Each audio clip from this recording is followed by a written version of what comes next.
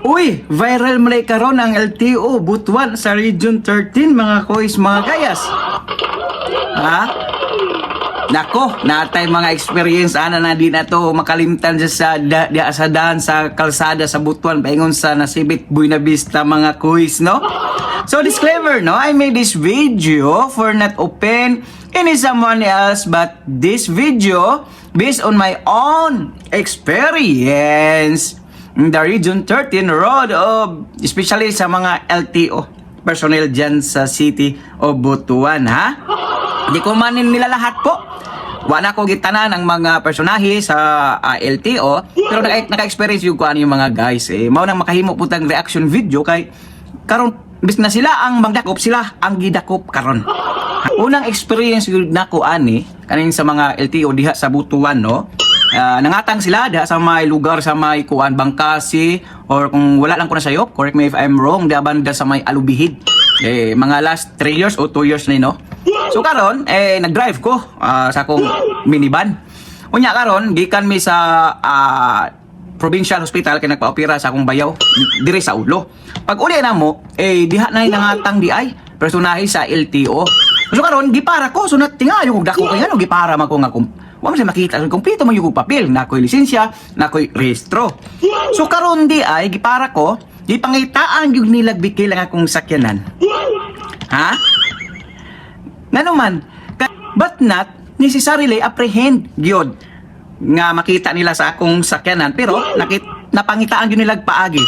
Ha? Well, minado naman ko nga talaga kung aftermarket paggawas yun sa kasa kanay mong sakyanan, kung wala na rehistro ng crop truck, violation yun na siya, pero not necessarily nga para sa akong giingon gay na nga dili angay gyud kay usa pa wa mo koy gikarga sa ibabaw, napangitaan gyud nila paagi.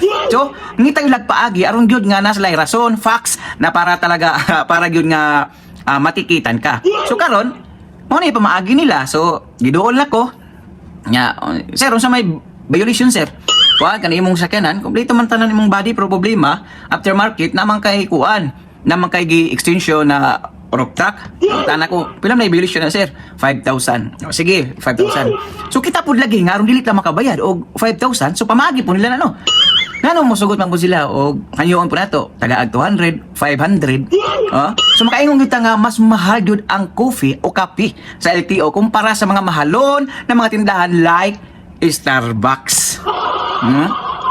Okay, mga kita nagpaagi jud, so makahatag yun ta kay kasama ka mumulta kag 5,000 or mahatag kag 500 o 1,000, so mahatag lang yun ka. So pangagi po na nila kay kung gusto yun nila nga ilagyo kang dakpon, ticket yun ta kay bawal ba nang manuhol ka sa ilaha para lang makaikes ka sa imong mga atraso o violation, pero ning dawat man yun sila. So pamagi po nila na, no. So karon ikaduhang experience nato, akong papa nag-drive og motor, ha? Kan lagi pong kumpiyansa ra kay ka, pero sa gito sa akong papa kay ngano man, dapat ang helmet ibutang sa ulo dili sa siko or dili sa front seat nimo ibutang sa motor. So karon wala siya nakitang LTO diya sa unahan sa atatahon. Sus, pagduol na sila ang mga LTO linanago sa mangga. Oh, sayo sa akong papa pero sayo po sa LTO. Nabay manakop nga magtago-tago ka sa likod sa mangga. So klaro kayo nga na sila'y tumong og tinguha sa imo nga dakpon yung ka ang itaan yung kag bikil. Yung sa asong papa kay ang helmet wa magisot sa ulo, gibutang raman sa front seat siyang motor, dakpan gyud siya.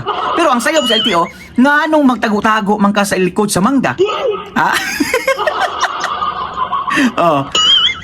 Di ba? Pero kato siya guys, wala kay wa may kwarta akong papa, so natikitan jud taw na akong amahan. Sa pud sa akong amahan na ang helmet unta dapat isuot sa ulo, dili ibutang o ibutang sa siko, ibutang sa front seat sa imong sakyanan.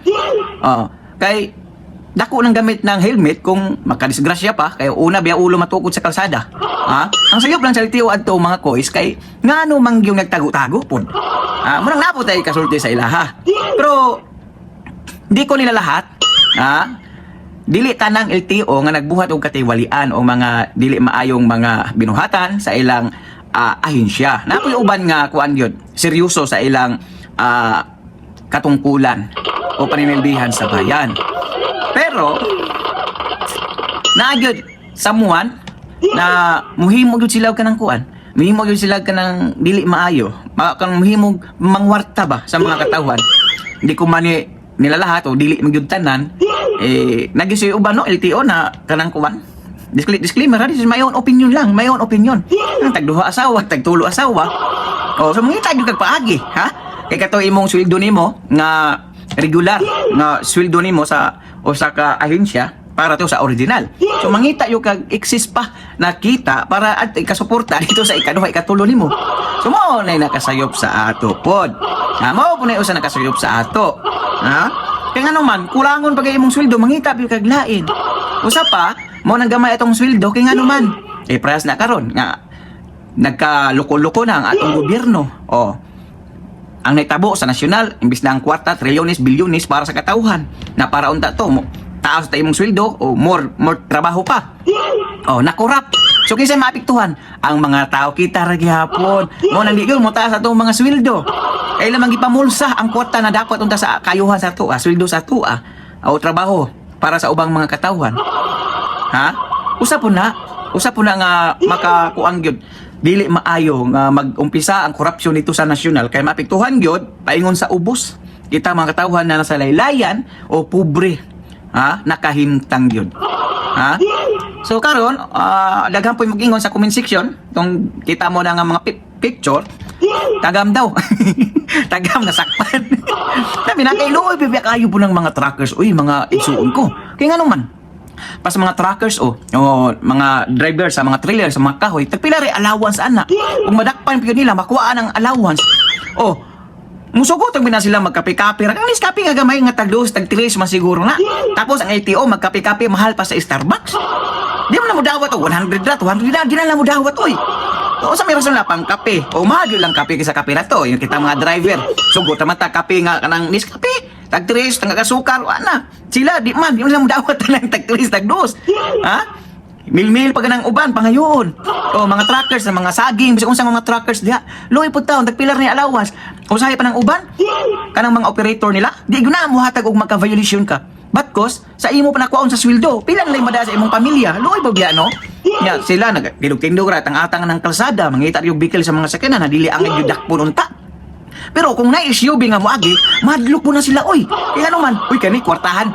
Mapriso taan, mapriso ka. Kaya naman, hadlok na sa kay basta mag-SUV, hunaan la, uy, kwartahan, hindi, basta-basta. Kita mo kasagaran magparang mga motor, mga truckers, trailer. More ganay lang kaya nga mapara, pero ano na ka-SUV? Bihira lang o panagsalang yun nga ilang mapara. So mo pa na akong experience, no offense to someone, pero in my own experience lang po na hindi ko naman nila lahat ng mga LTO personnel based on my own experience lang po na diya sa pag-drive diya sa Agusan del Norte Region 30, no. Bye, komento ano yung mga opinion o reaction sa comment section ng ating video. Thank you so much.